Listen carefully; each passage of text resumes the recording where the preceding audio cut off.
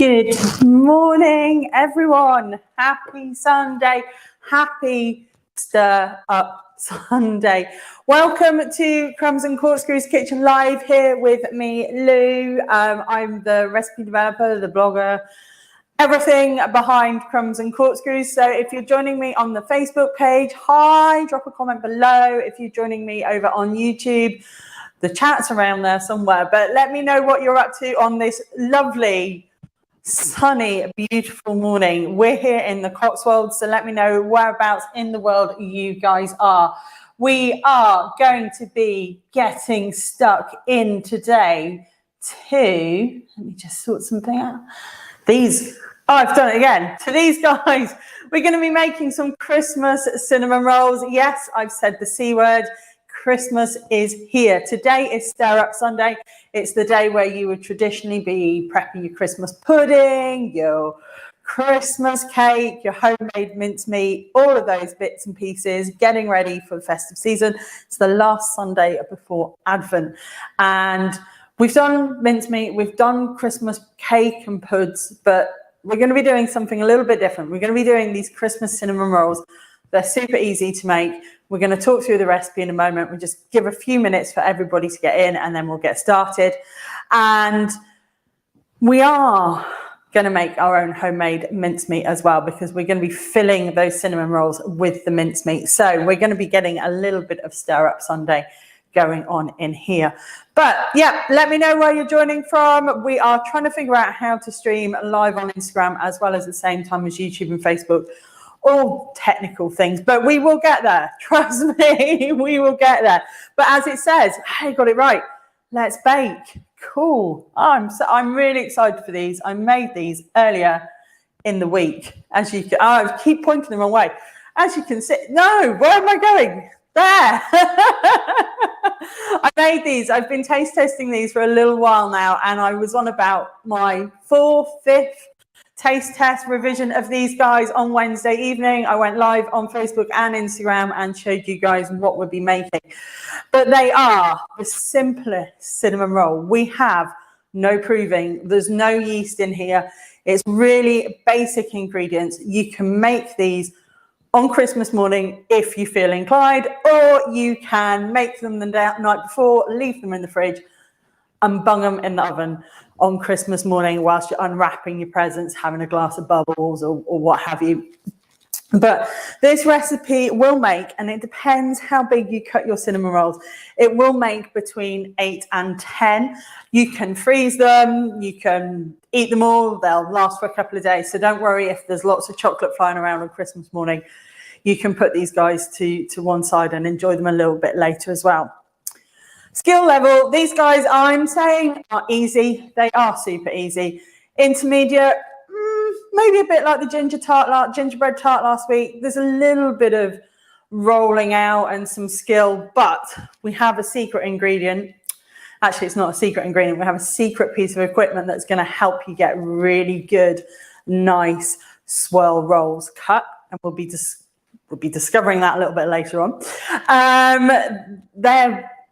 The dough here, it's warm, it's spicy. We're going to be adding some cinnamon, some mixed spice through. We'll be making it with a soft brown sugar as well. So you'll get all that really Christmassy sort of flavors in there.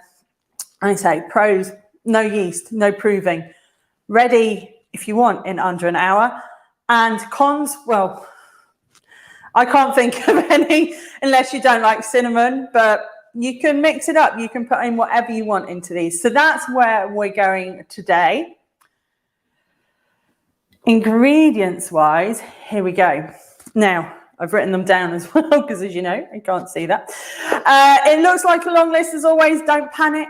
We've got some repeats in there. We've got spice mixes, bits and pieces. So I can guarantee you've probably got most, if not all of these in your cupboards, if you're a home baker. If not, they're not expensive. There's no expensive ingredients in this or in the mincemeat, so you can go out and you can grab your ingredients from your preferred supermarket, from the budget ones or whatever. So you can make this all really on a budget. So for our cinnamon rolls then, I'm just going to move my coffee out of the way. I haven't finished that this morning. Never mind. For your cinnamon rolls, then we're going to be using some butter, unsalted or salted butter at room temperature. We're going to be melting this. Oh, white balance is a little bit off there. We're going to be melting this, so it doesn't matter if you take it straight from the fridge. If it's cold or if it's room temperature, that's fine. We don't need it to be cold for this. We're going to be using some milk. So this is full fat milk. It's about 120 millilitres there of that. Then we have a couple of egg yolks. I separated these out this morning. Just 2 regular medium egg yolks. We're going to be combining that with the milk and the butter. The whites I've frozen. I can use them another time. I don't need to use them today. So you can freeze your egg whites, or you can keep them and whisk them up into meringues or add them to an omelette if you're an egg white omelette sort of person. So we've got those. And then we've got, as usual, a splash of our vanilla extract. And then to bring the pastry together, the dough together, we are going to be using a couple of tablespoons of soft light brown sugar. And I'm using light brown sugar here rather than the darker brown sugar or the molasses that we used last week, because I don't want the pastry, the dough of our cinnamon rolls to be too overpowering. I want to have those cinnamon spices coming through. We're going to be zesting a little bit of orange and lemon into there as well. So I want all those flavors to come through. So using a soft light brown sugar is going to give you that caramelly sort of flavor that goes well with those spices, but it's not going to overpower everything like a darker one would. We'll be saving that for the mincemeat later. And then we've got self-raising flour. And this is what we're using, just regular self-raising flour. Nothing fancy here, no bread flour or anything. You can use plain flour with baking powder in if you don't have self-raising flour. For every 100 grams of plain flour, add a teaspoon of baking powder. But if you've got self-raising flour at home, use that. Perfect, no extra rising ingredients needed. So that's for our cinnamon roll dough. Sort of bread dough. We're not proving it, there's no yeast in there, so we're just going to be using the self-raising flour for that. And then for our filling, we're going to be making a cinnamon sugar butter like you traditionally get in cinnamon rolls. Again, a little bit of ground ground cinnamon, a little bit of mixed spice. These will also be going into our pastry, into our dough. Another little bit of butter. So this is 50 grams here of butter. And we're going to be using 3 tablespoons, again, of soft light brown sugar. And we'll be melting that and mixing that all together. To go inside, we're going to be making, and I made a batch. I made a big batch last night. So I'm going to be making half a batch. But I made a batch last night which filled 2 of these. These are large jars. I think they're like 500-700 gram jam jars, and half of one of those. This is like an IKEA pot. I'm going to be using this today to go into my cinnamon rolls, but we are going to be making the homemade mincemeat as well. So you'll need that to go in. And then on the top, we're just going to be making a very simple cream cheese glaze with some icing sugar, which as usual, you know, I don't weigh that out. Too messy. And a little bit of cream cheese, which is in the fridge. So that's your ingredients. We'll talk about the ingredients for the homemade mincemeat when we get there, but it's a mixture of vine fruits, there's butter, sugar, spices, more zest and juice, and a good glug of some alcohol, but we'll talk about non-alcoholic versions as well when we get there. Equipment wise, this is as easy and as simple as the ingredients really. I'm going to be using a stand mixer, the KitchenAid's just off to the side with the dough hook on to knead my my dough today, and that's because it gives me a bit of hands-free to be doing other stuff and showing you guys some other stuff. So we're going to be using that, but you can by all means make this by hand if you want to. You can make it with a hand mixer with a dough hook attachment if you have one. But other than that, you're going to be needing a baking dish or something to bake your rolls in. This is just a 6 by, I will measure this. I meant to measure this morning. It's about a 6 by 10 inch, just a baking dish, ceramic one. You can use a big one if you want to, but this helps keep our cinnamon rolls together and gives that puffy upness that we're looking for and gets them all joined together. You could do it in a cake pan if you've got, and just line it with some baking parchment, but we're going to be doing it in that. So yes, you'll also need some baking parchment and a baking sheet put this on in the oven. If you're doing this by hand, as usual, you'll need mixing bowls and things, spatulas, spoons, juicers if you want to juice your fruit with one of these, or you can do it squeezing by hand. And also for the fruit, which I forgot is not on the ingredients list, but you'll need an orange and a lemon. I'm going to use a microplaner zester, and this means that we can finely zest our fruit, and we'll talk about this when we use it, without sort of going through to the bitter pith. And a rolling pin, I've just seen off camera. You're going to need something to roll your dough out. This is just a dough scraper. You can use a spatula, but that's just going to help us scrape down the dough in the bowl. So that's what we've got on ingredients wise, and we'll get started. So, sorry if I'm a bit breathy today. I'm a little bit wheezy with my asthma. The weather is beautiful. It's absolutely stunning here this morning. It's blue skies. I went out yesterday. It was amazing. Went for a walk around the village. But it's cold and it's just making me a little wheezy. So that I apologise. I need a dough hook, which I forgot to get out. So this is the dough hook of the stand mixer. The KitchenAid, the Kenwood one, is very similar. If you're using a hand mixer, you'll have like a long beater that looks spirally rather than with the whisk end, and you can use that as well. If you've got a stand mixer, it does take the work out of things. And that said, it's Black Friday, Thanksgiving on Thursday. My American colleagues are all off this week, so it's very quiet work.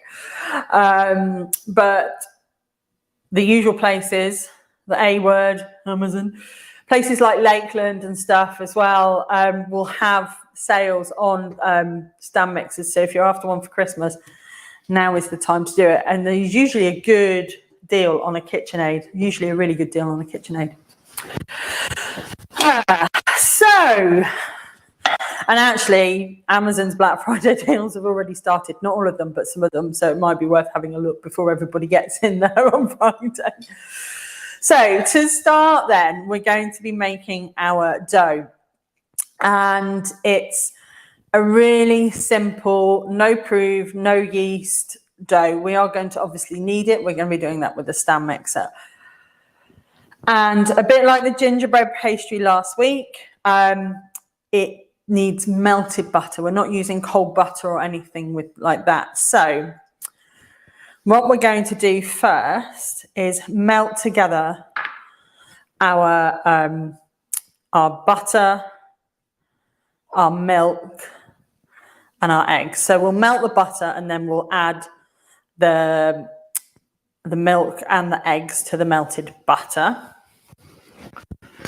I had to think about that then for a moment. So this is 70 grams of butter, just regular butter. It doesn't need to be, like I say, from the fridge. That's fine as it is. So we're going to pop this, excuse me, I'm going to pop this on over a medium to low heat on the hob to melt. You can do this in the microwave. Remember, 30-second blast. Take it too far, you'll burn your butter and it will splash all over the inside of your microwave. So I just like a little bit of control-ish. So we're going to put that on there. I'm just going to grab her. There we go. So when our butter is melted, we will be adding our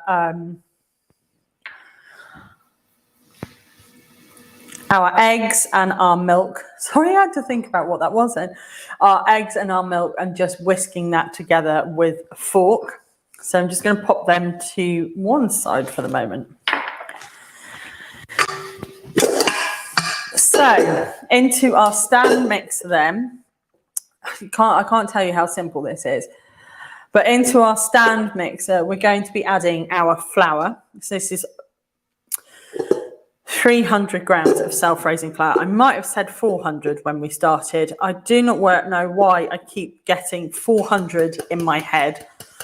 I weighed this out this morning. I've got a little dish of flour that I need to use because I weighed it out as 400 as well this morning. And in there we're going to add our 2 tablespoons of soft light brown sugar straight in. I told you this is easy.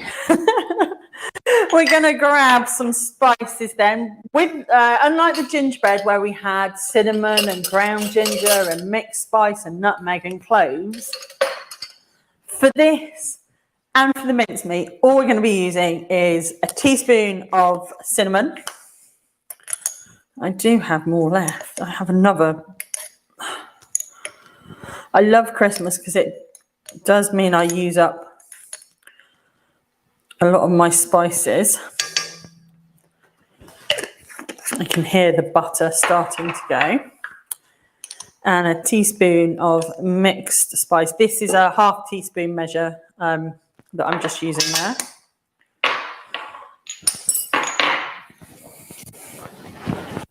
Okay.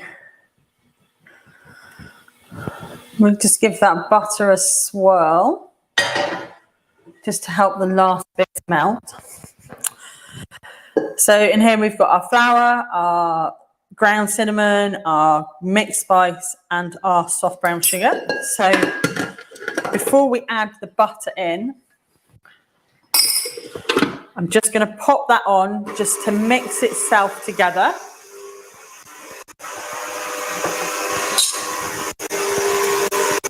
And then our butter is melted. So I'm just going to let this cool ever so slightly before I add anything else to it. That's just mix those spices together, but I'm just going to cool this down because if I add the eggs and the milk straight away, it's going to cook. But what we can do in the meantime is add a little zest. Now, you don't have to do this if you don't want to. If you're not a fan of orange and lemon zest in things, you don't need to do it. I feel that it adds a little bit of Christmassiness to go with all the spices. So this is a microplane zester. You might have a microplane as well that looks like this, that you use for maybe grating garlic or things like that with it. The difference between the microplane zester and a normal microplane, and you can use a normal microplane, but you just need to be careful when you're zesting, is that this is quite raised. They're quite, well, they're both sharp, but these are raised. They're more chunky. You'll get a coarser grate on those.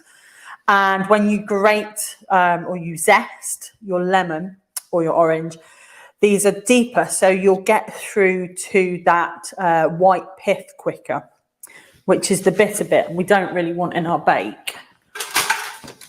So by using a microplane zester, and you won't be able to see very well on camera, but this is more flat. I can run my hands, like you say, and run my hand along it quite easily. My hands are clean, quite easily. This is so these aren't raised. They'll give you a finer grate, a finer zest, but also because they're level and flat, they won't sort of go through the zest quickly to the pith so much. Oh, hi Gina, happy Sunday. I hope you're well, my lovely. And welcome to everybody who's joining from after a while, or is joining for the first time, or joins me regularly, because I know there's a few of you guys. But wherever you are in the world, I hope you are all safe and well. So yes, we're going to just, whilst the butter cools just slightly, I'm not going to zest all this lemon and all this orange, but I'm going to zest probably about a third of it. The rest of it I'll want for my mincemeat later. So I'm just going to battle that. But as I zest it, actually, that's just getting in the way, and it is bound to cause trouble. So with my zest, I can just lay it over the top and just run my lemon across. And you'll think, oh, it's not doing anything. But these microplane zesters they're so fine. And when you look into your flour, you'll see it. And you can use this with limes as well, if you need lime zest. So I don't know if you can see very well on that because of the light, but this shiny lemon side still has the zest on, and this side, I don't think it will pick it up very well on this camera, I'm afraid, but it's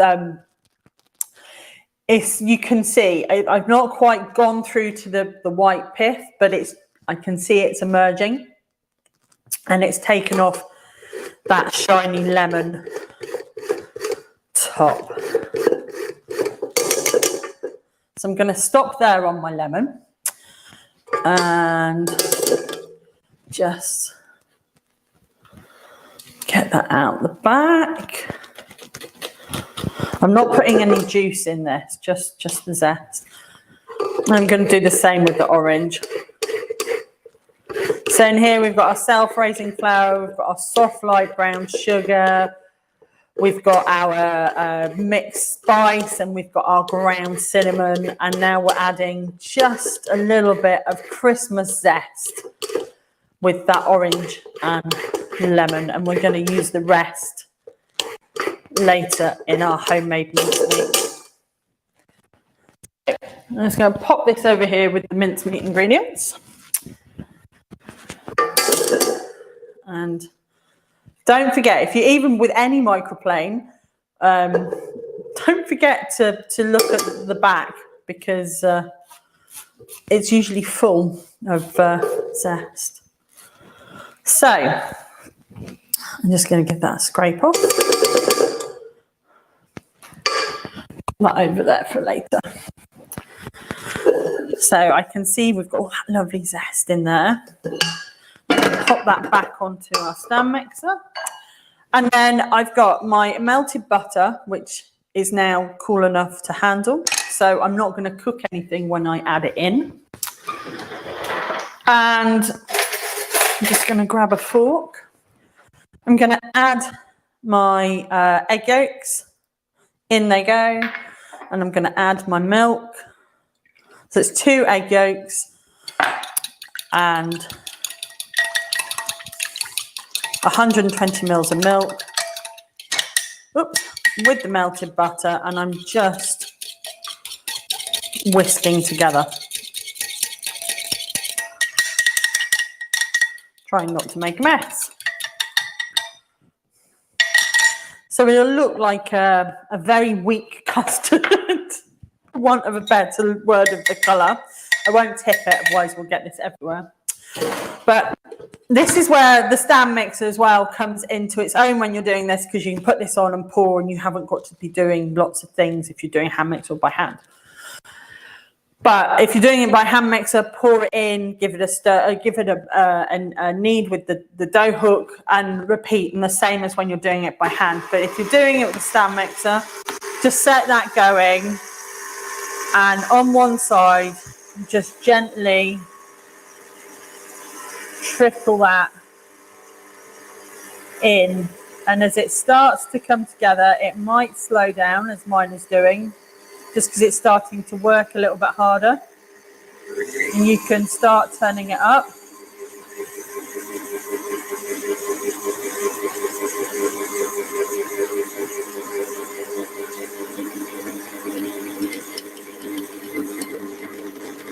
And then you'll hear it. You can probably hear that. I'm going to need that again in a moment, so I'm just going to give it a wash. Oh, well, a rinse, because we're only going to be melting butter again. And that started literally to come together. And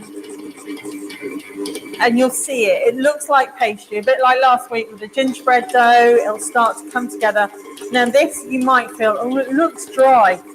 Don't worry. Remember, this is a dough, like a flour dough rather than a bread dough, because there's no yeast in it. But it's not a pastry dough. So although we are going to be rolling it out, I'm just going to let this come together, and then I can show you what it looks like at this stage.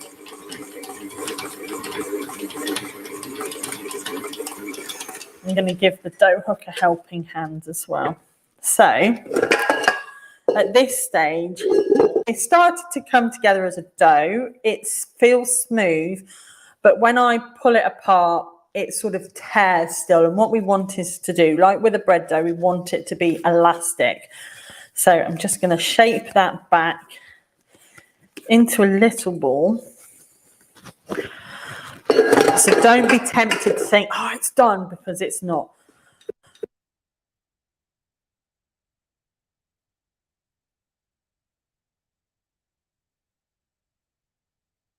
Nothing from Canon about how we can make that not turn off. So what I did was I just took the dough out. With my hands, I smoothed it back into a ball. I looked to see what it was like, and as we saw, it just teared away. When I put it back in, I wrapped it around my dough hook. Now, this is a personal preference. It's something that I do when I'm making bread dough or any other dough like this. But it just, otherwise, I find sometimes the dough just gets spun around by the dough hook. But that dough hook, catching it in, is what will help pull it and strengthen it and work the gluten in the flour. Remember, there's no yeast in here. We're not proving it. So we're not going to get that big puffy bread flour style, but we're still going to get the same sort of texture. So this is going to take a few moments to knead away. We'll turn it up in a moment. In the meantime, we're going to make our cinnamon sugar filling. And I might need to grab some more cinnamon from the cupboard. Oh, this is where it's right at the back, and you guys are going to have to watch me climb on some steps.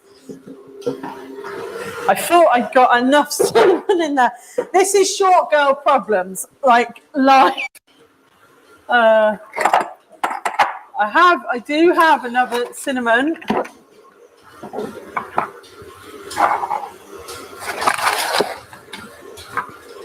Where it is. Oops. I could not tell you at this moment in time, ladies.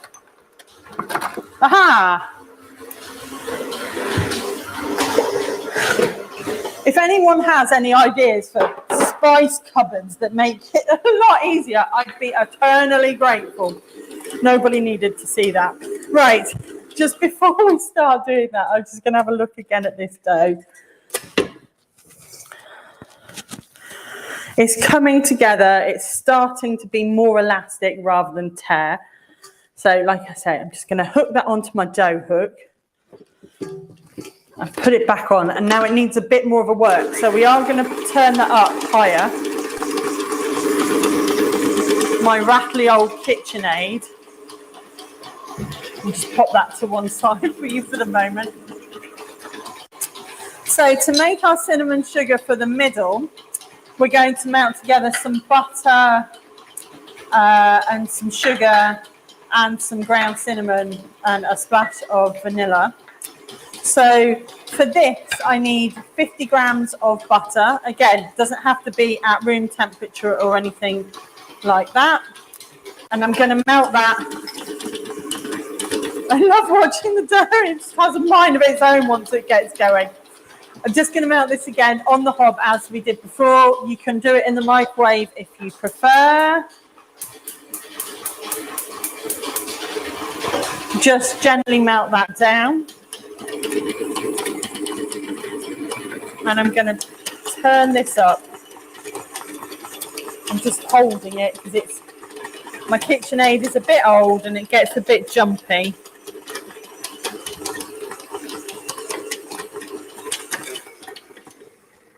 It might be the year when we get a new one. So this is starting to be a bit more elastic, less teary. It smells amazing. So this is on about medium speed. If you're doing this by hand, you will be able to feel it when you're kneading it through. You'll feel that change as it becomes more elastic.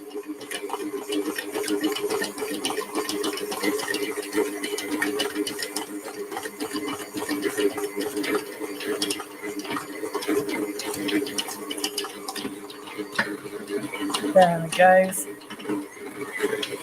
That's what I wanted it to do. Oh, what it's doing is it's catching with the dough hook as I've done it, and the dough hook will spin and it will almost stretch that dough as it rotates around the bowl. So you've got part of it, the dough caught on the hook, and the rest will just flip and spin, and that's mimicking that kneading action that you're doing with your hands. And that's what I'm looking for that to do. My butter is almost melted. I'm just going to give this. It's not quite there. We're going to, come on. Stick that back on.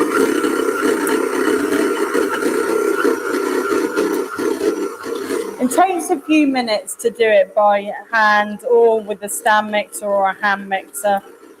It's like kneading bread, but you need to allow that time for the knead because it's that stretch and that working of the gluten that's going to give us that texture as it bakes.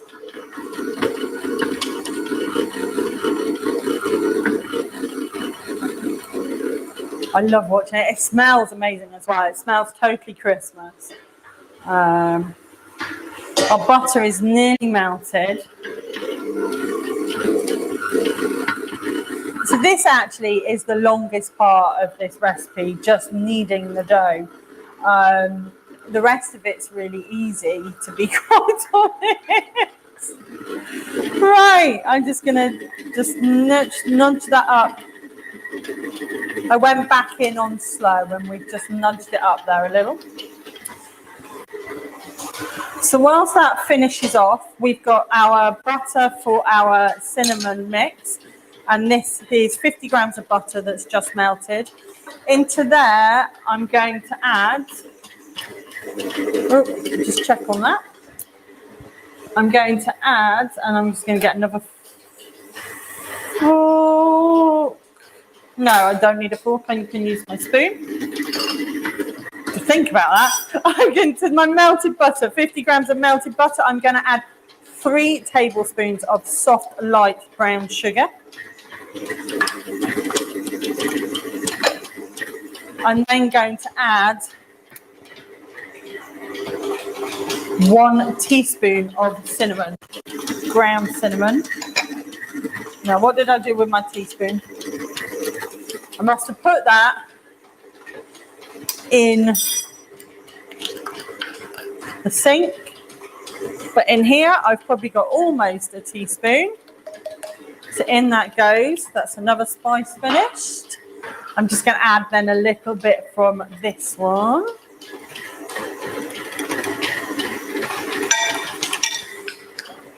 No mixed spice in this. I'm just going to stir that together. That sugar with the cinnamon and the butter.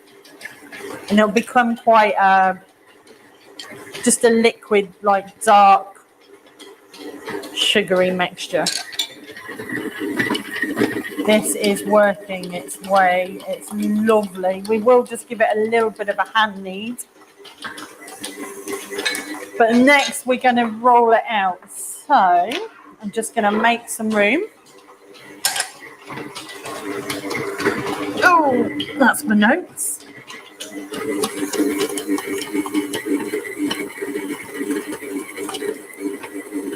Like I say, this is having a really good knead, and that's the main thing. So that's it. That's lovely. It wants to be nice and smooth dough. It's not sticky or anything like that. I'm just going to shape it into a ball.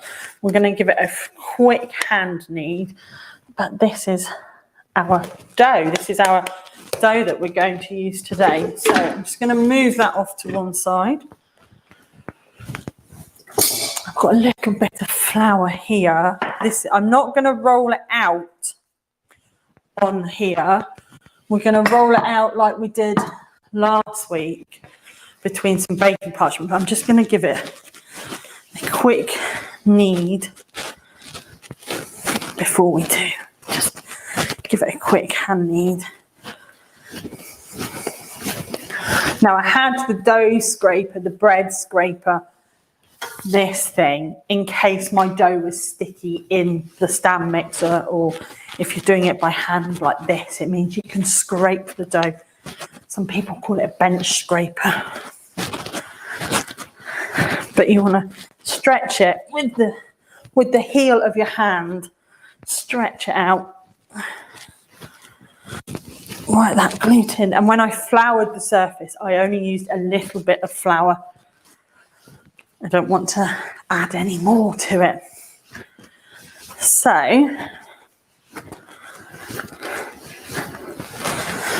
I think that's good to go. Our dough.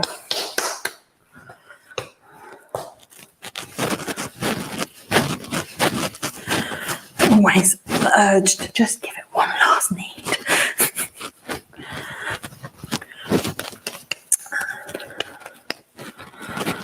So then what I'm going to do, just going to pop that there, but we're going to preheat our oven now, because basically this is all going to come together and they're going to go in. So preheating 180 degrees, 350 Fahrenheit.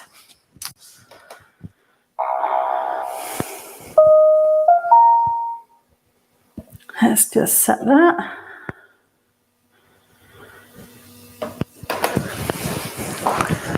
And I've got my baking sheet already in there, so I'm just going to put my dish straight onto the baking sheet. For our rolling out then, we're going to do exactly what we did last week with the dough, with the gingerbread dough. I'm going to take 2 sheets of baking parchment, the same size. And then just get rid of that. And this, like I said, it means you don't have to add any flour, extra flour to it. It means it's easier to handle the dough, whether it's pastry, cookie dough, cinnamon roll dough like this. We're going to roll it between our 2 sheets of parchment. And it helps you handle the dough. It stops you from adding flour. It stops you from overworking the dough. It's just the easiest way to do it. You can do it with cling film. I find that the cling film just wrinkles a bit more than than baking parchment. And you can reuse the baking parchment as well. I sort of roll it up and use it again. So the same as before. when we roll out with our rolling pin, we don't want a little one, you want a good size one or just your regular rolling pin, but your pressure is at the ends. If we put the pressure in the middle, we're just going to push down on our dough there and squidge it out the sides. But by rolling out with even pressure with your hands as far at the end as possible, you get a nice even thickness to your dough. It will spread easier. You won't have to be doing little bits. So we want to make this into as big a rectangle as we can possibly get. It needs to be about 1 centimetre, half a centimetre, 1 centimetre thick. You don't want your cinnamon roll dough to be too thin, because when you bake it and you fill it up with the mincemeat, you'll get really tight swirl, but you won't get a good dough to filling ratio, which is what we're looking for. So,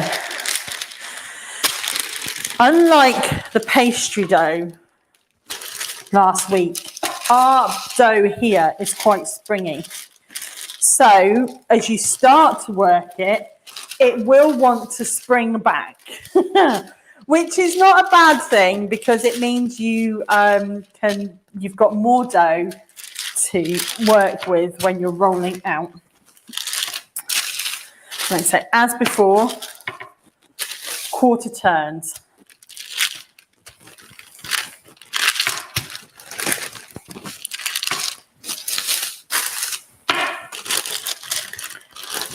And it wants to be about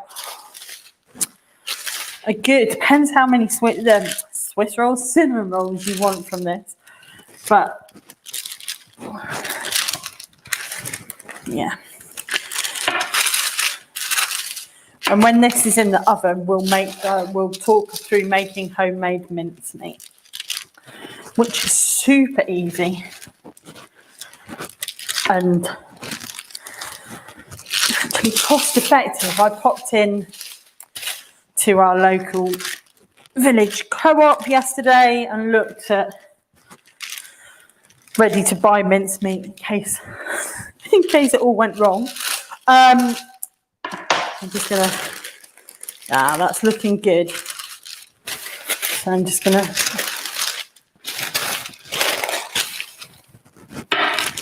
come this way a little bit. And my granny taught me to make mincemeat. My granny taught me a lot of baking. I know it's really cliched, but she lived with us, and this time of year, I was talking to my littlest nephew yesterday. He was telling me all about school and Christmas concerts and all of that. And it was this time of year that my gran would get on with my mum and bake hundreds of mince pies for the Christmas fair. And we used to use Robinsons, because when we're talking a good 200, 300, 400 mince pies.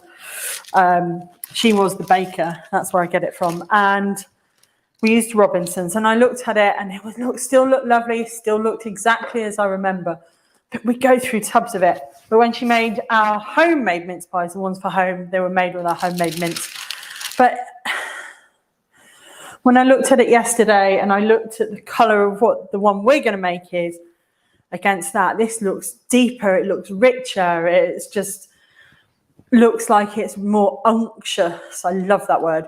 It has no suet in it as well, so you can pack this full more of the fruits that you want to do, and you can. I'm not a mixed peel person, so I don't put mixed peel in my mincemeat, but you can if you want.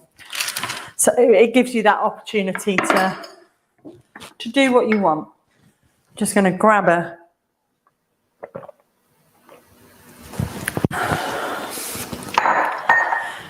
right. So this is our dough then, our cinnamon swirl dough. It's about 1/2 centimetre thick at this point. Oven is preheating to 180 degrees. Our next step then is to get it filled. So I'm going to peel back that top layer, and I'll save that. for another day. The one that I used last week for the pastry, I used for something else. So this is what it looks like. It's got this nice, lovely brown, gingery sort of look to it. That's the sugar and the spices. It's also got the flecks to it. That's the spices. It's just perfect.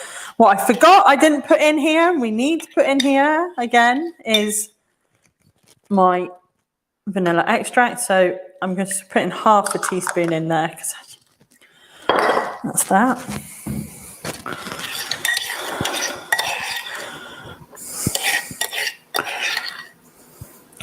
And then we're going to spread this over our pastry.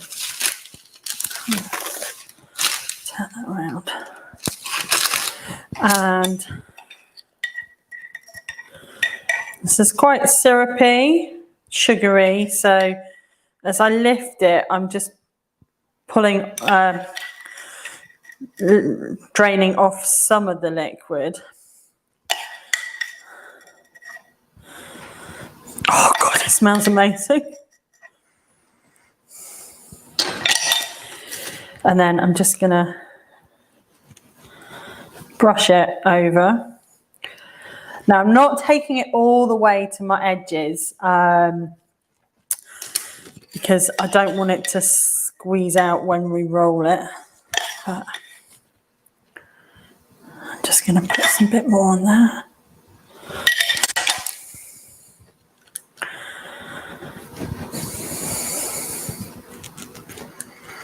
This is the messy bit now.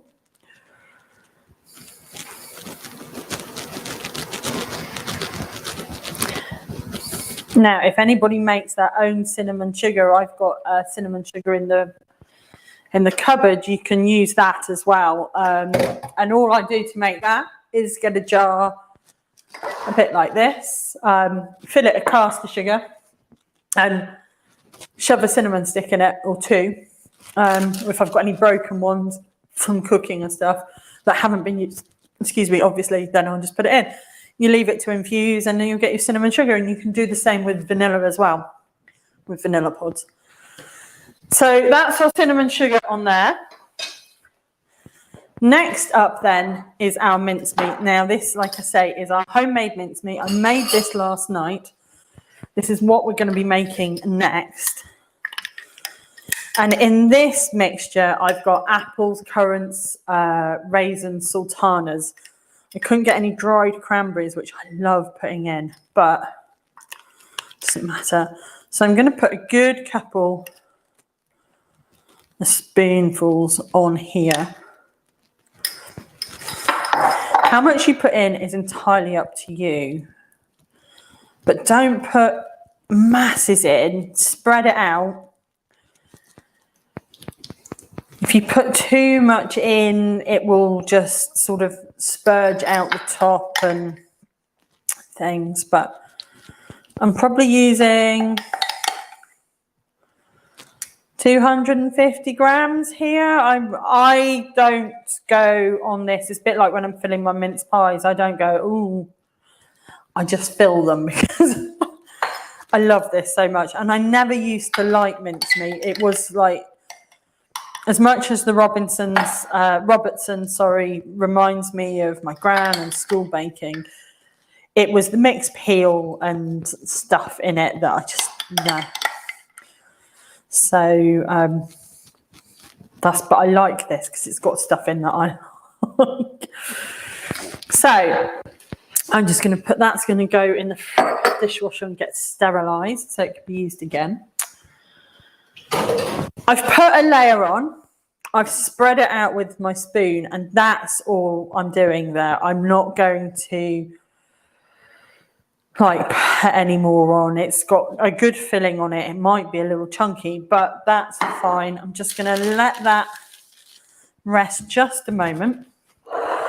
So I'm going to be using just a normal ceramic baking dish. Ooh. We're going to be doing exactly what we did last week. We don't want masses of butter and grease and stuff on here. Just going to use my butter paper from the butter that I measured out earlier and just wipe that all over just to grease our dish there. That's that. That is all that's needed. My hands are swill. It doesn't need to be any more than that. So keep your butter papers in the fridge. And then this is the bit, we're going to roll our rolls. Now I'm going to start, I've got more of a straight edge on one side and more of a slightly curvy edge on the other. I want to get them nicely sealed, so I'm going to use that longer edge, the edge that's more straight. You can't quite see it on the camera there, as our outer edge, and start here on this edge to roll in. So it's like rolling a Swiss roll, really. If you start it off first, just flip about 1 centimetre over, just to almost get it started and sealed. And then you can use the baking parchment. This is the same as if you're doing a Swiss roll, to help you. And you can get it nice and tight just as you roll it, pull it back, because obviously we don't want to roll the parchment inside.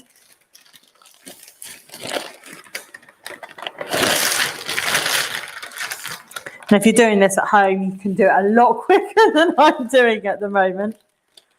Just keep rolling, and then that last bit you can almost probably do by yourself. There we go. We're rolled. We're ready to go. I'm just going to tuck everything in there. So I promised you a secret super tool that for this, for cutting them. Now you can use a very sharp knife, and you can do that. But what you'll find, and as I've just done, is you squish that end down, and it's not very round shape. So we're going to leave the knife. Doesn't matter how sharp it is. You definitely don't want to be doing that with a serrated knife. We're going to raid the bathroom cabinet. Now, this sounds really strange. You can do it with baker twine if you want to, but it's quite thick and it's fibrous. We're going to use some, I was going to say candy floss. We're going to use tooth floss. This is Ian's, because floss hurts my teeth, so I have one of them water picky things, jet wash your teeth, which is amazing, by the way. But Ian's away, so I've raided his tooth floss, his dental floss. And you want a piece that's reasonable length that you will go round your dough. So pick up the end of your dough, place your floss underneath, and you want about 1 inch thickness. Bring it up, cross it over, and a bit like the old-fashioned cheese wire, just pull it through. And that will give you your swirl. I mean, look how lovely that little swirl is as well. I'm just going to pop him in. And it gives you, I've got a little bit of apple sticking out there, but it gives you a clean cut to the end. So you don't need to use another piece, just keep using the same piece. I'm cutting these about 1 inch across, and there we go. I absolutely love this hack. It's one of my favourites. You can do it if you're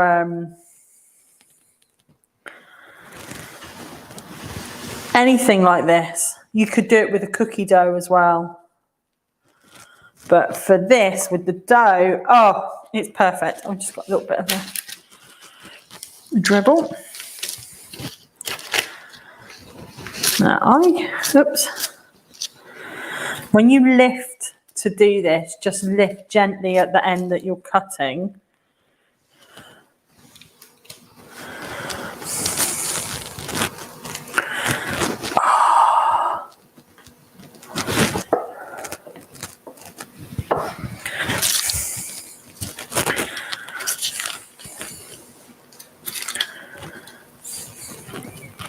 And this is great if you are making these with kids.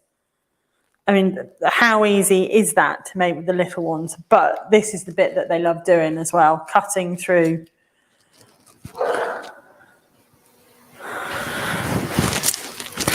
You see, you get a lovely spiral there. It's a nice, straight, flat cut. And yes, it's minty denty floss, but it's not enough to flavour your cinnamon rolls.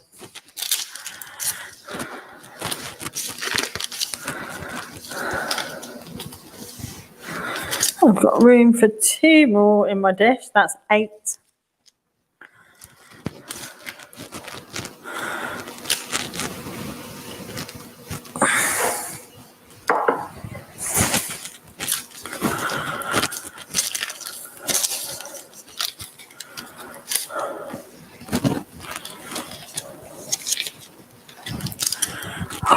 I just love that hat.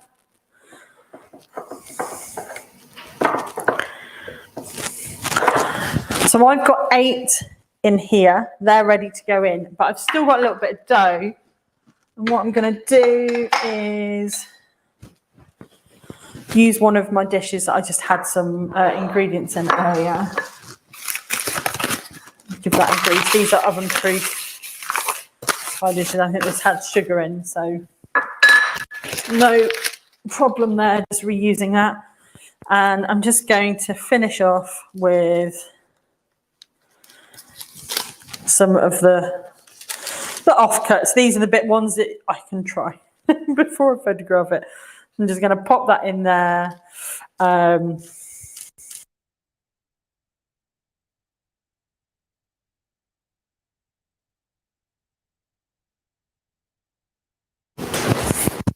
We're back in the room. And, oops. Actually, I'm not going to cut that because there's no filling in it. Otherwise, it'd be quite just a lump of dough. So I'm just gonna make that a little bit of a rosette and pop it into my dish. Actually, no, I will cut that off, actually.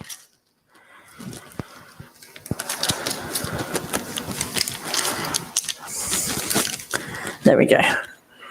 I've just got a dish of 2 little ones then. So that's made 10. And I've got a little bit of offcut as well, which, you know, you could bake out if you want to. But I'm just going to pop that to one side. I might be able to use that for something. And get rid of that baking parchment and the dental floss. Who'd have thought you'd be using dental floss when baking, hey? So this now is going in the oven. This is our original 8 and our extra 2. The oven is preheated 180 degrees C, 350 Fahrenheit. I've got a baking sheet in there, just helps stop any of the sugar and the fruit bubbles up. Stops making a mess of your oven. So they're going in for 30 minutes. See what they're like after 30 minutes. You might want then a couple of extra minutes. There we go. And that is our cinnamon rolls made. Just going to wipe down a little bit. And they're in the oven. So that cream cheese filling we will do at the end, but that is just literally cream cheese and icing sugar. I want to talk to you about this fruit, mincemeat. So, homemade mincemeat. This is what we've just filled our our cinnamon swirls with. Ooh. I'll just give that one a wash.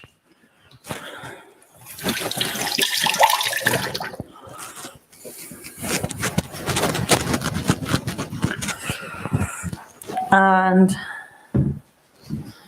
this is where it really starts to smell like Christmas. And again, it's a beautiful day and it feels really odd to be talking about Christmas already. So, I started a little bit of prep on this earlier just because I haven't got enough bowls for my ingredients. Homemade mincemeat is literally, we're just going to cook some dried fruit, but we're going to cook it with some butter and some sugar and some zest, and then we're going to add some alcohol into it, and it will just get there, and you can use it. If you make it now, you can use it all the way across Christmas. If you use alcohol in it, so I'm going to be using a little bit of Cointreau and a little bit of brandy, that helps preserve the fruit, which means you can keep it in the fridge.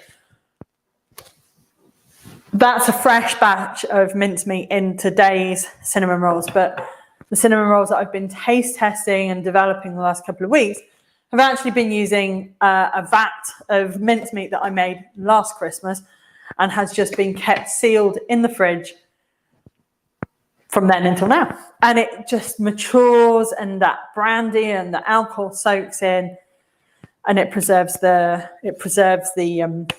fruit. If you're not an alcohol person, you don't have to do this with alcohol. You can do it with an orange juice, just a regular orange juice from the supermarket. But because that hasn't got the preserving qualities of the alcohol, you have to use that sort of there and then, sort of within a week of making it, because otherwise it will start to go mouldy. And that's not what you want in your mincemeat, especially not in your mince pies. So I make mine with alcohol. It means I can keep it and let it mature, but you can, whatever we put of alcohol in, you can swap for orange juice. Excuse me. Oops, where's my cold coffee?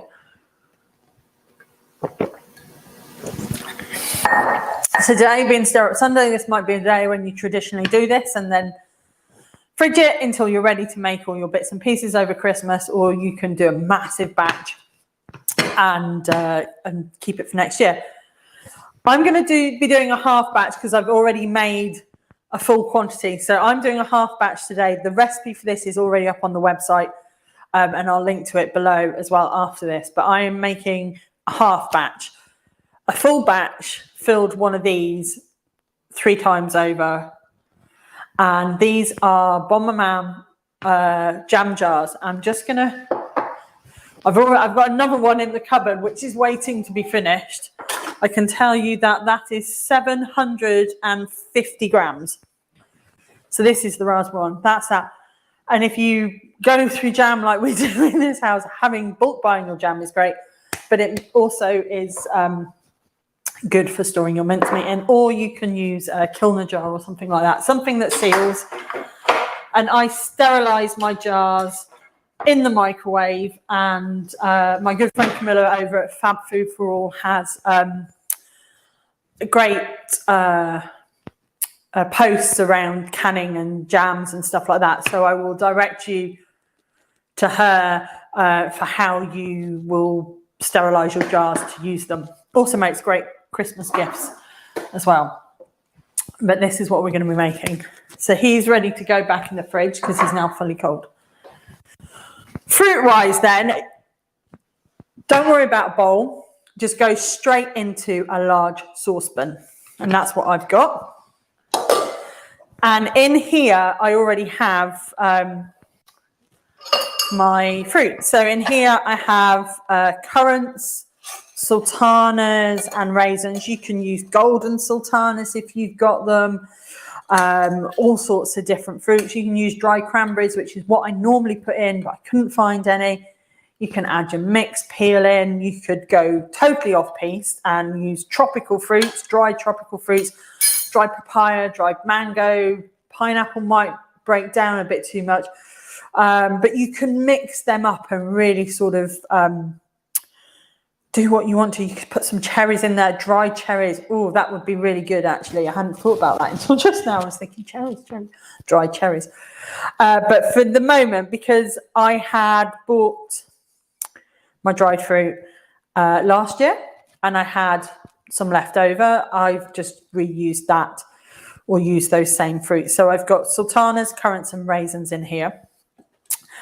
I'm also going to add some apples. Now, these are Bramley apples that we had and we froze. So as they've come out of the freezer and they've defrosted, they have sort of just gone a little brown, but that's fine. That's not a problem. They still taste great. But you don't have to use Bramley apples. You can use just regular apples, and you want to use something that's going to hold itself together. So you want a Braeburn or something like that. Golden Delicious might be a bit too floury. You know, when you bite into an apple and it feels a bit floury or soft in texture, you don't want that sort of thing because it will just break down when you cook it. So a Braeburn or a Bramley or something like that. And these, when I froze these, I cut them into chunks, but they're still a bit chunky. So we're just going to cut through here. You don't have to add apple if you don't want to. Some of these chunks might be all right. But I like a little bit of apple in it. It really goes well with the spices. So I'm just chopping these a bit into half because it's Bramley, it won't lose its shape. Now I'm looking at it. I've probably got. They were big apples when they came out of my in-laws' garden. I just didn't have time to use them all up, so they froze. I do have some cinnamon apples already in the freezer, which have been cooked, but I think those ones will break up, which is why I'm using this. But I'm just chopping them up a little bit more. Like I say, remember these have been frozen. It's actually strange because because they've oxidized, when you add the lemon juice to it, they will start to go back to. It will counteract that oxidization. I was like last night. I was like, my apples are turning back white again. It was because I was adding the acid from the citrus. So I am just going to add all of this in. Otherwise, we don't want any to go to waste. Just bits there that I'm not happy with. So this is our homemade mincemeat. Like I say, add any fruit in. And into here, because we're not using suet, we're going to be adding butter. That's what's going to give it that glossy shine when it's all mixed together. Nearly there. This one's going to have a bit more apple than usual in it because I don't want to.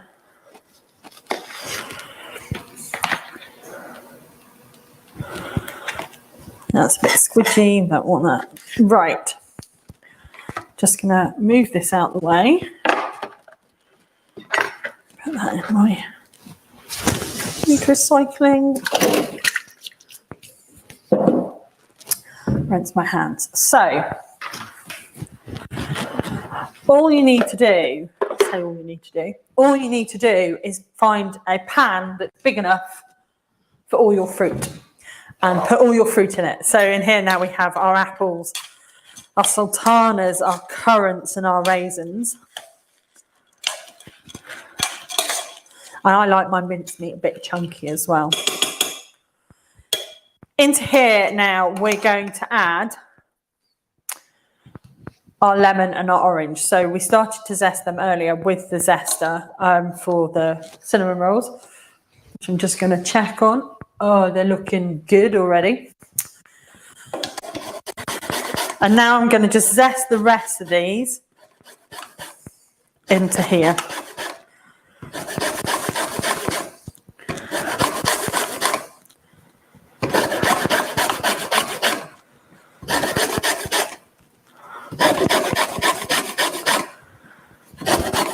So this is our lemon zest. Remember, when you're zesting, even if you don't have a zest like this and you're using a regular grater, if you're using a regular grater or a microplane rather than a microplane zester, just be careful and watch how you're doing. Don't go into that bitter white pith layer because it's not very nice at all.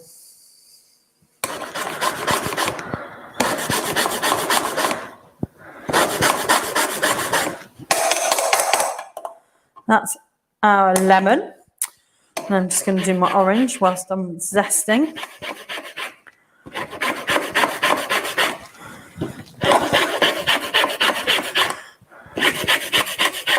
It is really quick to make your homemade mincemeat. I mean, it's quick if you're on a supermarket shop to pick up a jar as well.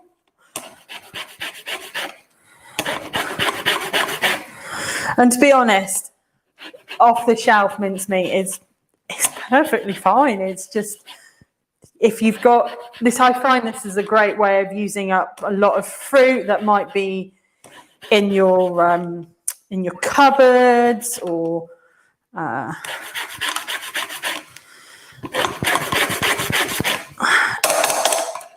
just hanging around at the back. You know, when you buy stuff for Christmas and you're like, oh yeah, I'll make fruit loaf or something, and you never get around to it, and then you're looking through the back and you find all your dried fruit.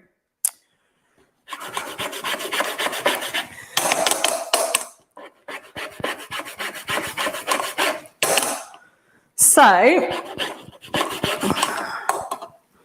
just looking at my orange.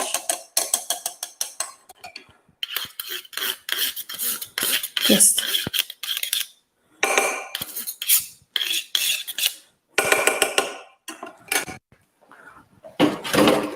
I do need this again. So that's our zest then in there. Now we're going to squeeze our orange and our lemon into there as well. You can use a squeezy thing if you want to. I do with the orange because it's just easier because they're quite big.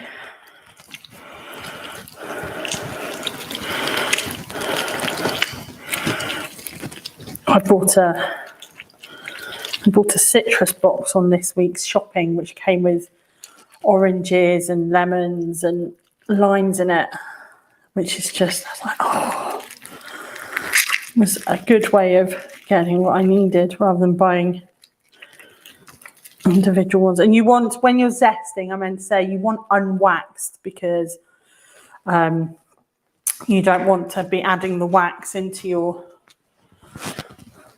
food.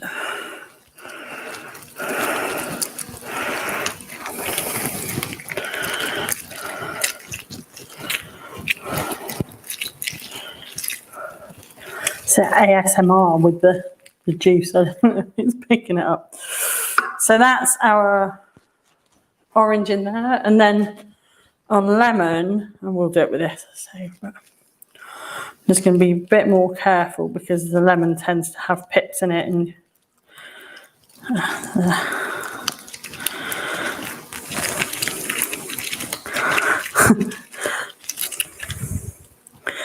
the acid in the lemon is counteracting that oxidization on the apples. And this has got a few more pips in, so I'm going to do this to start squeezing by hand, which means I can catch the pips. Clean hands.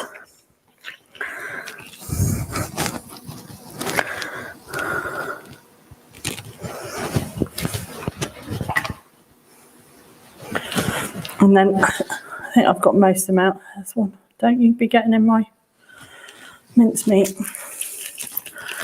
And finish off. That's the lemon. Right.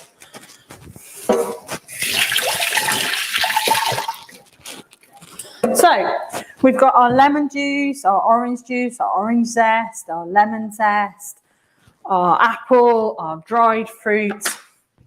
Last two ingredients then is our butter, 75 grams of butter. Again, it doesn't have to be cold because we're going to melt it down.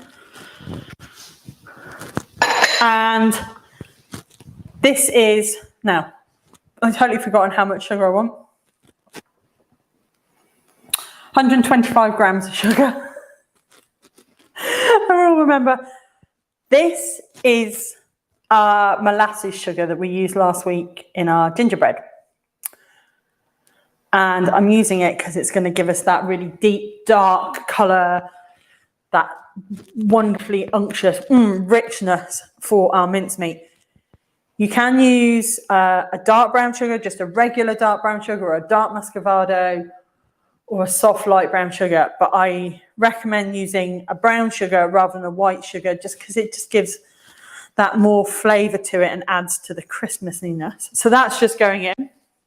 I'm just going to give it a little bit of a stir together.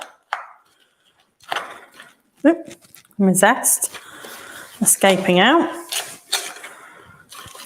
The last two ingredients then, I am going to add just a teaspoon of my vanilla extract. In it goes, lid full. And my spices. So again, this is like our pastry, not our pastry, our dough that we've just made. I'm going to add a teaspoon, that's half a teaspoon, a teaspoon of cinnamon.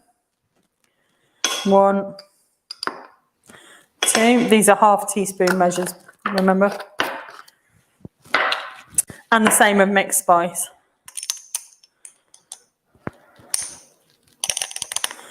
Now you could mix up your spice mix if you wanted more of a gingerbready sort of spice mix. You could add those, the ground ginger, the nutmeg and the cloves, a bit like we did with the gingerbread chocolate tart, which is live now on the website. It's been a busy week, but that is all up on the website as is. And we haven't done this on Kitchen Live, but there's a peppermint chocolate Swiss roll, sort of the Yule log alternative as well, which has gone up last night.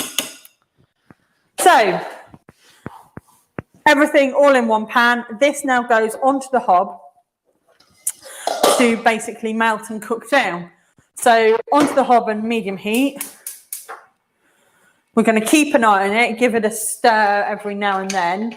Wooden spoon, I find one without a wonky handle. All these wooden spoons, and they've got wonky handles. A wooden spoon is better for stirring it with, but you want to cook that down until the butter and the sugar is all melted. Everything's nice and coated, and you'll see it's really glossy and shiny and lovely. Pop your lid on just to help it there. And that's it. That's your homemade mincemeat done. When that's cooked, you need to leave it to cool down before you add your alcohol. If you add your alcohol while it's still warm, the heat will just cook the alcohol off, and that's not what we want. We do want the alcohol in there because it will help with the preserving the fruit. I'm going to be adding a 50ml shot of Cointreau and a 50ml shot of brandy into mine. You could use whatever you want. You can just use brandy if you want. If you were making, one that had a lot of cranberries in, or if you use dried cherries, you could add a nice ruby port in there. That would be really sort of quite nice. Maybe a touch of kirsch as well. If you're doing a more tropical one with, like I said earlier, with like dried pineapple, papaya, mango in it, you could put you could use a rum, maybe a spiced rum, like a dark golden spice rum, like a Kraken or something, and that would just deepen those Christmas flavors. Or if you were going lighter, with more sort of the papaya, the mango, lemon, etc. in there. You could use a white rum like a Malibu that's sweet and is lighter in flavour, and go a little less heavy on the spices, but more with the vanilla. You could mix it up. There's lots of different ways of doing it. But what we've sort of done is my traditional homemade mincemeat that my granny taught me to make, and with a few tweaks on it. You could use Grand Marnier as well, which was my dad's favourite drink. I can't drink it because I might have drank a bit too much at his wake and it put me off it for life. But a Cointreau or a Grand Marnier would work really well, that orange liqueur. So I'm just going to have a look. These guys are baking really nicely. What you will find as they bake is that those juices come out and from the mincemeat and the cinnamon sugar, and it all bubble up around the side. Keeps it all nice and there. Like I say, you can make those the night before, pop them in the fridge, just cover them. Once they're at that sort of in the dish, cover it with cling film, pop it in the fridge. Take it out the night, the morning of you want to bake them, and just let them come up to room temperature before you pop them into the oven. This here, just going to give it a stir through, is starting to go.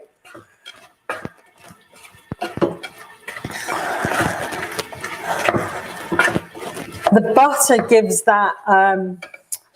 The butter gives it that glossiness. It gives it that. Shine, as well as giving it brings out the richness that you would normally have with suet there. So not been too bad today. It's not doing too bad on the old time front.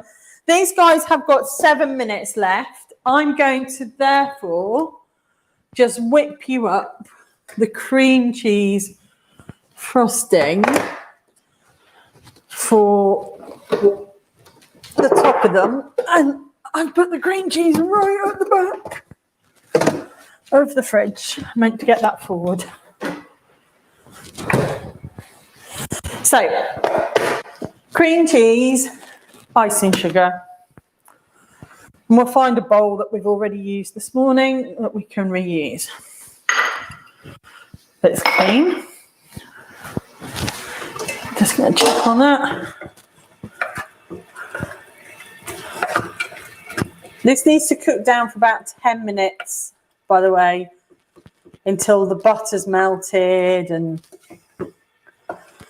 everything. You'll smell it. It smells absolutely heavenly.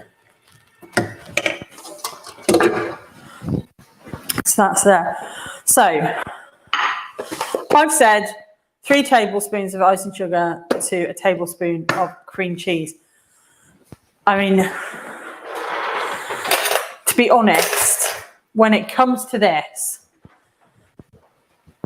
and comes to making a runny icing, in my opinion, I have no spoons left. It's down to texture, and it's down to feeling your way to that icing. Now, you know, we feel our sponges, make sure they're done. People listen for their bakes. It's not always necessarily about the look. It can look cooked on the outside, but it might not be in the middle. But with this as well, is what you don't want is you don't want your glaze or runny icing. So even if you're just making a regular water icing, you don't want it to be too thin, because it will just run straight off and you won't get any sort of that really nice sort of bits that we like, and it's all sort of sweet and sticky. You don't have to make this with cream cheese. You could make it with milk, or you could just make it with regular water. I'm just checking on this because I can hear it going. Oh.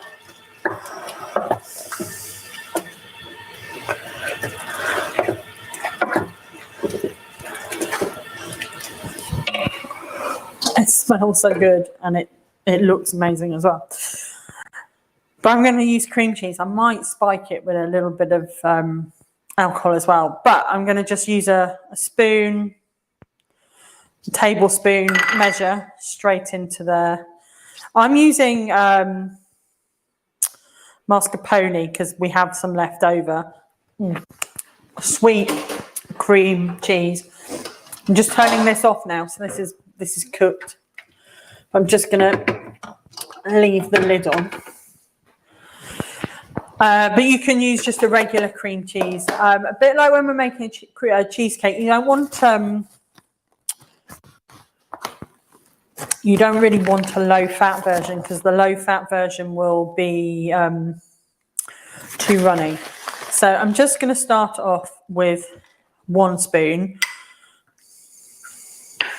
Oops, and make a mess.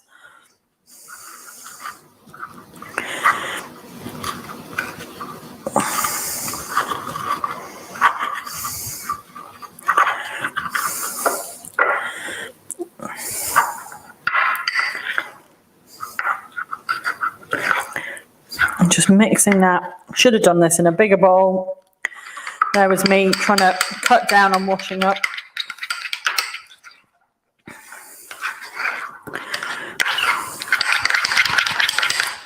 But once it starts to go, it will start to be quite, it'll start to run out. Let's just get rid of that. Now I've done it again. I've used the flipping spoon that I was, That's why you can never have enough spoons in this house if you're a baker. So I'm going to add another tablespoon. I am going to add a little bit of, you could use a little bit of milk, but I'm going to add a little bit of alcohol to this.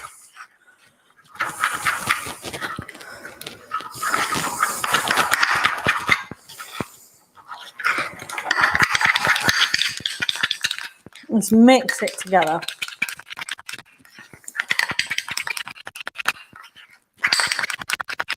And keep mixing, just mix it up.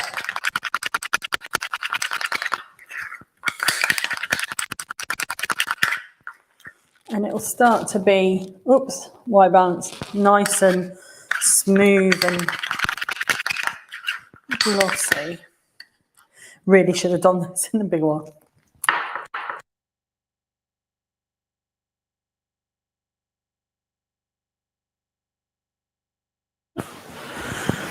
For Christmas canon, please, can we have a camera that doesn't turn itself off after 30 minutes?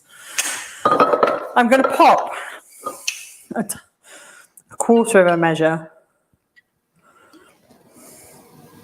of Cointreau in. Don't want a lot. I'm going to add some more icing sugar to it. But that will loosen it up, which is what we do. We want it a little bit runny. So just then it was still too thick. It would have meant I'd have to have forced it over. What I'm looking for is a drop, not a dollop like that. So I'm going to add my last tablespoon and test it as well. My last tablespoon of icing sugar. Going to mix that through, and then you want to get it runny, but I don't want to add any more alcohol. I don't want to really add any more cream cheese.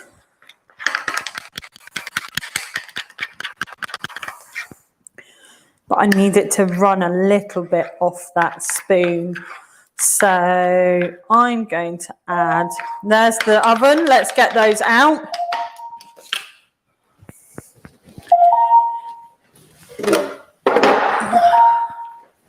So loud. Oh.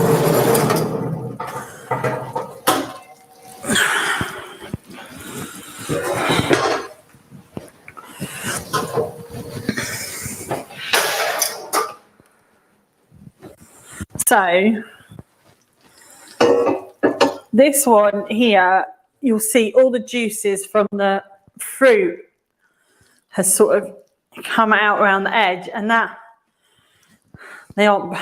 It's just, remember, it's quite dark sugar in there. So that has all sort of come around the edge, and that's going to help keep them lovely and moist as well, stop them drying out. So we're just going to leave those to cool down for a little bit. I'll show you the mini ones. There we go. We've got all those lovely dark rich fruits with the muscovado, with the molasses sugar in there, and our spiced pastry. Oh, I'm just going to leave them to cool. Let's just finish off our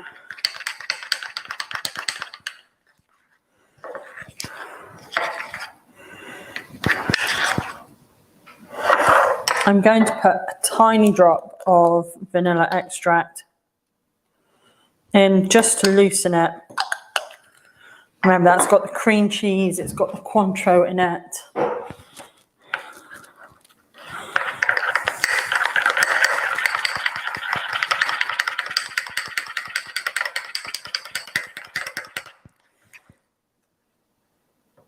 And there we go. It's a nice dollop. It's not that heavy, stodgy one that we just had before we loosened it down. So that's cream cheese, Cointreau, a splash of vanilla extract and icing sugar. And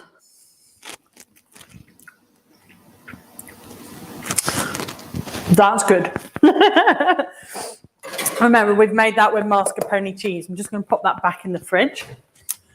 And that's it. She says, you can't see the mess. The side of it, like the camera oversized. I'm going to bring them over, and that is so good. Two things then. Let's finish off our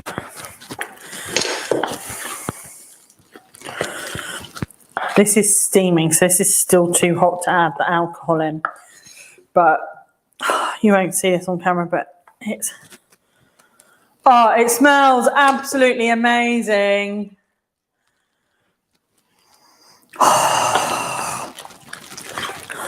It's like a Christmas facial sauna. Thank you, Rachel. They smell, they taste amazing. They smell amazing. It smells of Christmas in here. This is now still too hot to add my alcohol in, but it will be a shot of the Cointreau and a shot of the brandy into here. You can probably see it against my shirt. It is still steaming, so it's far too hot. So now I'm going to leave the lid off that. And now we're going to just put our icing onto our cinnamon rolls.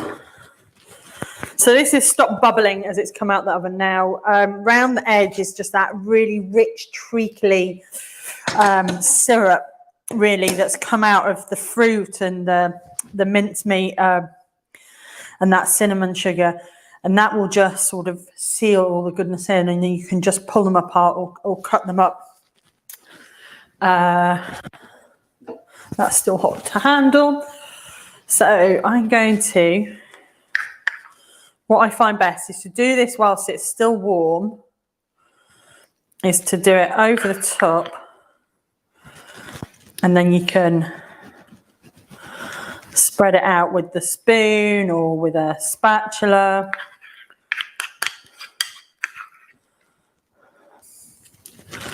Just adding that vanilla extract in, and that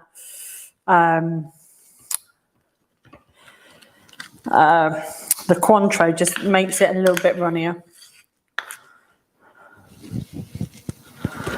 And then let's get it.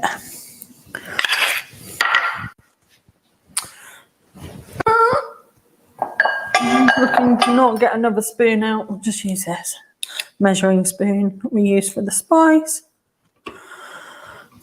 Into there.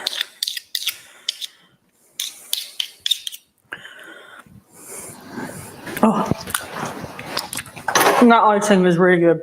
Glaze is just, it goes so well with the richness of the fruit mince. I I love that. I love it, I love it, I love it. You could, if you want to, sprinkle some Christmas sprinkles over the top, a bit more zest of a lemon, or a little bit of the orange. Just going to leave them now. When they're fully cooled, you can eat them straight away. You can eat them while they're hot, but remember that fruit mince in the middle will be hot. You could freeze them so they're ready. Or you can leave them to be cool, just cover them, keep them in the fridge, cover them in cling film and keep them in the fridge. I'm going to try, I'm only use that to cut some fruit and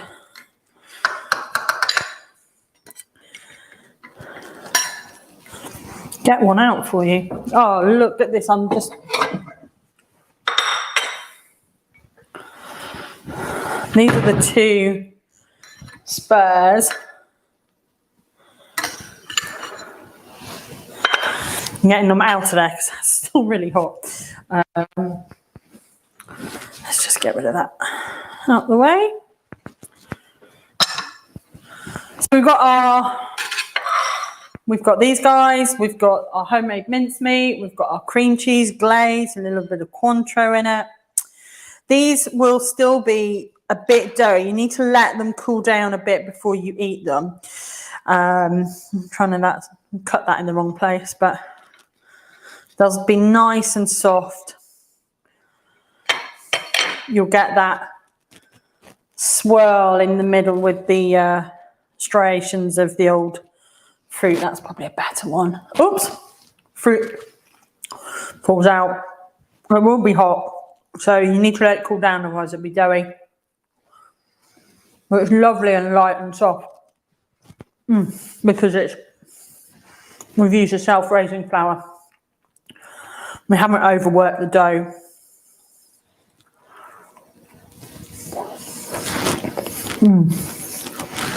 During my testing, I had baked them for a little bit longer. Then I found that the dough just dried out a bit too much. So for that oven, 30 minutes is bang on. 35 was too much. And anything less than 30 wasn't quite enough.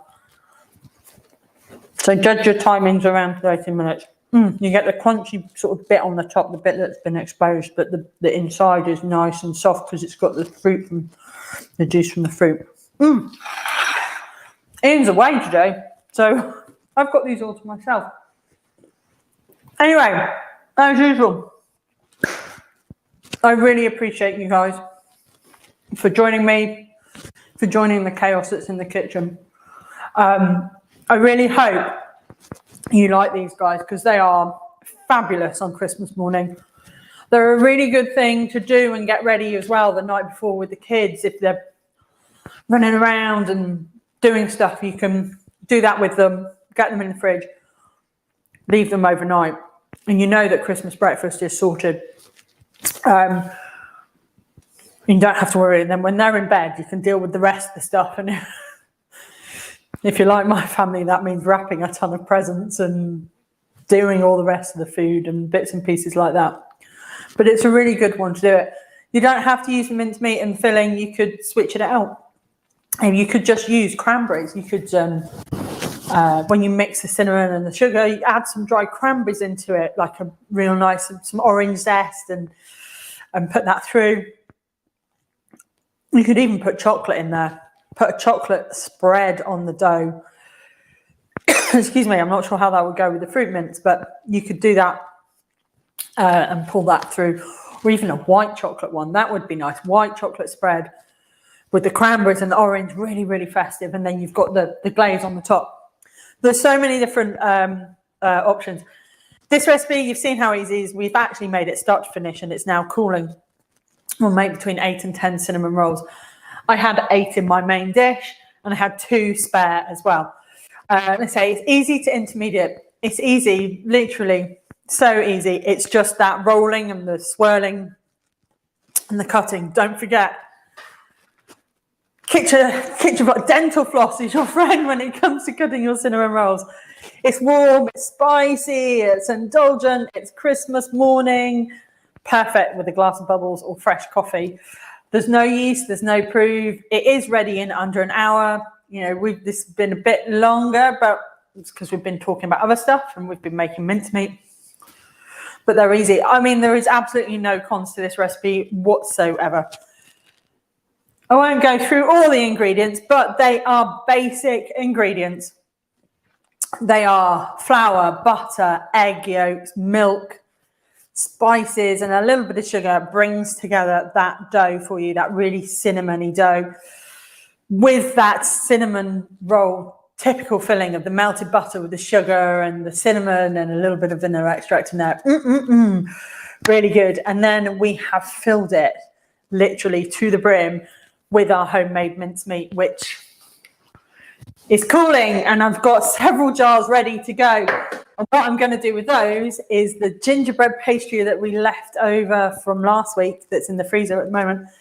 Going to make gingerbread mince pies with the pastry and fill it with the homemade mincemeat. I'm so looking forward to that. And then for the topping, for our glaze, it's just cream cheese and icing sugar, a little bit of alcohol if you want, a little bit of Cointreau popped in there, a little bit of vanilla extract, or you can use water or milk. But it's the simplest glaze and it tastes so good. I use mascarpone cheese, but you can just use a regular cream cheese. And equipment-wise, you can do this all by hand if you want. Seriously, you can do it by hand if you've got your good arm muscles and you don't want to faff with getting a stand mixer out or anything. I've kneaded in the stand mixer, but you can use a hand mixer with a dough hook attachment as well. If you do it by hand, you'll need a big bowl, obviously. You'll need your baking dish to put them all in. Baking parchment and rolling pin, the same as we did when we rolled the pastry out, will give you really easy to roll pastry. No mess whatsoever, no flour everywhere. So they're your key ones. And, you know, you've got all your usual accoutrements. Make sure you've got plenty of spoons so you don't have to keep going back to the kitchen drawer. But that's your equipment and that's your ingredients. They are over there. I'm not going to pick them up. They're really hot. Your cinnamon Christmas rolls for Christmas Day morning or Boxing Day or New Year's Day, whatever you want to do them for. But they are there. As always, I got it right. We'll be popping the ingredients, the recipe, the full blog post will be up on the site as soon as possible this week. If you're making mincemeat for Stir It Sunday, that is already there. I've linked to it on the Facebook, but I will link to it below in the comments as well. If you just go onto the website and search homemade mincemeat, you'll find it, or just mincemeat. But I will post that as well. But thank you all for watching once again. Thank you for joining me in my kitchen on this lovely sunny Sunday morning. Next week, I had a mental block. I'm thinking about doing brownies. I was going to do a cake, but we don't have time. I thought we're not quite in Christmas yet. We're not quite December. Let's lay off the big Christmas stuff until we get to December, because we'll be doing some little shorts as well during the week of things to do. I'll post up my full list of Christmas bakes next week. So next week we're going to go simple again, but we're going to do something that everybody loves to make. They're really easy again. We're going to be making Christmas brownies. There's already Christmas tree brownies up on the website, but I've got a few ideas of how we can do something a little bit different. So I'm going to taste test those this week, and I shall let you know on Wednesday what they're like. But thanks very much for watching. Have a lovely Sunday wherever you are in the world. Enjoy your Stir Up Sunday, and I will see you again next week. Thanks for watching, guys. Take care. Bye-bye.